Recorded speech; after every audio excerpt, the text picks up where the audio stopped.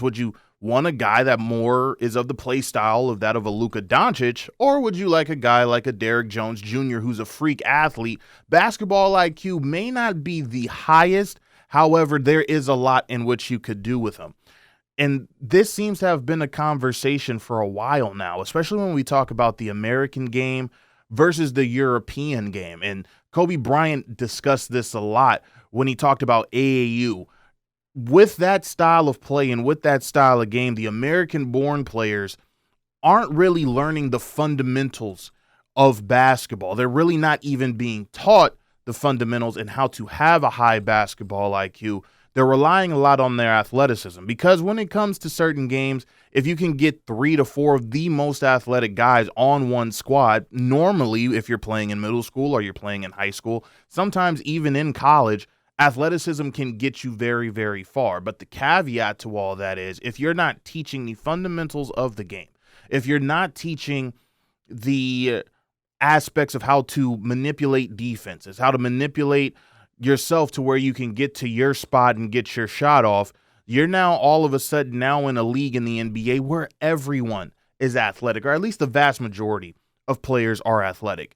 Now, instead of having a guy in which you're saying we can teach, if there is a player that's going into next year's draft or somebody who is coming from overseas or even in the G League that's a little bit more polished in certain areas than that one player is who relied on his athleticism for the majority of his career before getting to the NBA, you kind of fall by the wayside, and that's really the blessing and the curse of the NBA, isn't it? And that's why you see a lot more specialists in today's game. The isolation game is probably second to none when you talk about this generation and this era. It's a lot of one-on-one basketball. It's not too far away from the era that we saw with guys like Kobe Bryant, Tracy McGrady, a young Kevin Durant, Allen Iverson, etc.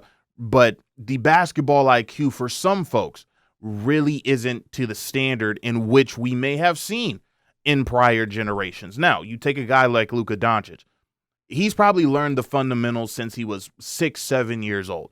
That's how they had him start. They weren't trying to start him on how to jump the highest, how to be the fastest. This was a guy in which they were saying, hey, look, this is how you're going to get to your spots. This is how you make an entry pass into the post. This is how you back down, guys. This is how you should see the game. This is how you should see the floor. This guy was built in a lab, almost, it seems, but not from the physical attributes, but from the mental attributes. When you look at a guy like Luka Doncic, also a guy like Nikola Jokic. Nikola Jokic isn't the fastest. He's certainly not the strongest. He's really making it possible for anybody with a dad bod to believe that they can dominate any sort of game that they want to as long as the basketball IQ is there. Not saying that people with dad bods can all make the NBA.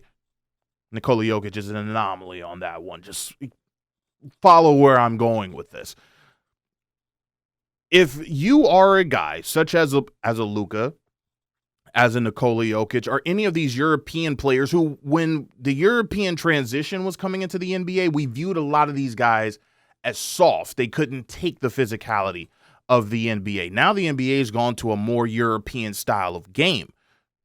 And guys like Luka Doncic and Nikola Jokic are completely dominating this game, and they're not the most athletic of athletes there in the world. Now, we have seen guys who have both. When Gilbert Arenas and Josiah Johnson asked the question of, would you rather have a guy with high basketball IQ or a guy with freakish athleticism, you're almost stating that you've never really seen the two come together in a way to where you have just this anomaly of a player. However, we've seen it in spurts. We've seen it with guys like Michael Jordan, about a 48-inch vertical. He gets with Phil Jackson. Phil Jackson teaches him a certain style of play and an offense that worked for him to where he can score, but he can also get other guys open, other guys with basketball IQ know where to be in the spots in which they need to. LeBron James, built in a lab, both physically and mentally, and he was able to watch prior guys to him before he got in the league, guys such as Magic Johnson, guys such as Penny Hardaway, even Grant Hill, guys that were athletic, but they also had the basketball IQ. LeBron James turned that up almost by 1,000 because there's really no reason for a guy to almost be 250, 265 moving like a deer the way that he is, but also has the basketball IQ to make the right pass. I think quiet is kept. Shaquille O'Neal was a force in nature, and he had a great basketball IQ, one of the most dominant forces that we've ever seen in NBA history. We just don't see guys like that a lot. But I've heard this from Gilbert Arenas, and I've also now heard this from Kevin Garnett.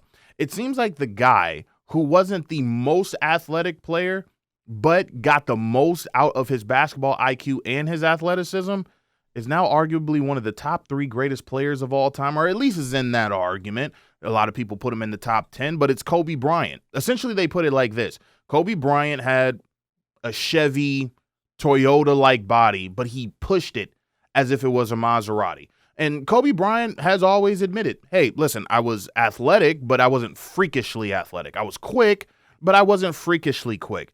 That's why I would love to have a guy more with basketball IQ, and we can find out how to manipulate certain aspects of the game to make you successful than just a guy who is a freak athlete, because now I have to take more of that time to teach instead of having you get on the floor right away. Look at a guy like Chris Paul, only 6'1", but is one of the greatest point guards that we've ever seen come across an NBA floor, because his basketball IQ is there in such a way to where he understood how he could get to certain spots and also get certain guys open and know where they were supposed to be in order for not only his teammates, but the entire roster could be successful. And we've seen that with deep playoff runs that Chris Paul has had with certain teams he's been on. It's not always worked out for Chris Paul.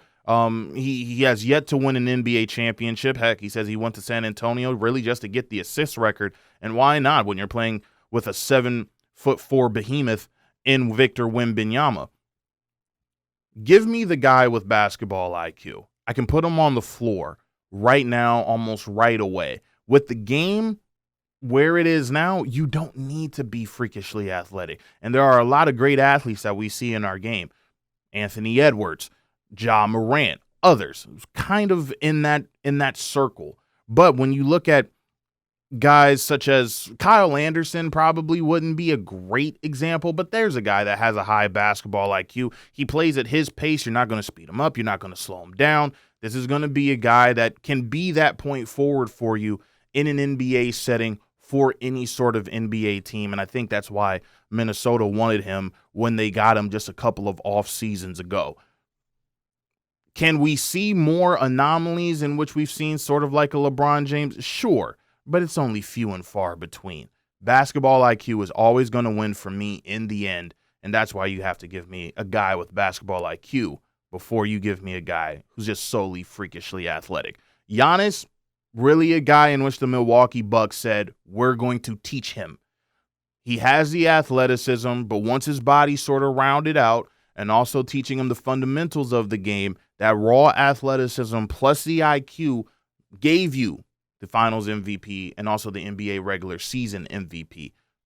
How many guys do we see in the NBA who are being taught like that, or you're saying you're willing to put 3, 4, 5 years into a project? It really feels like Jalen Green has been that guy for the Houston Rockets. Came into the game with just pure athleticism, jumps out the gym, had a spotty jump shot, but remember, they said this guy was going to be the likes of Kobe Bryant and Tracy McGrady. We have yet to really see that, and I think he's going into year 5 now. Hopefully it is able to work out for him in the grand scheme of things, but if you would have had a guy like a Jalen Green who has a teammate in Alperen Şengün, who's not the most athletic guy, but has the IQ to the point to where they're calling him Baby Jokic, it's going to be interesting to see what Alperen Şengün is able to do this year. Basketball IQ always wins in the end. That's at least what they told me. Again, these are my thoughts. We'd love to hear yours.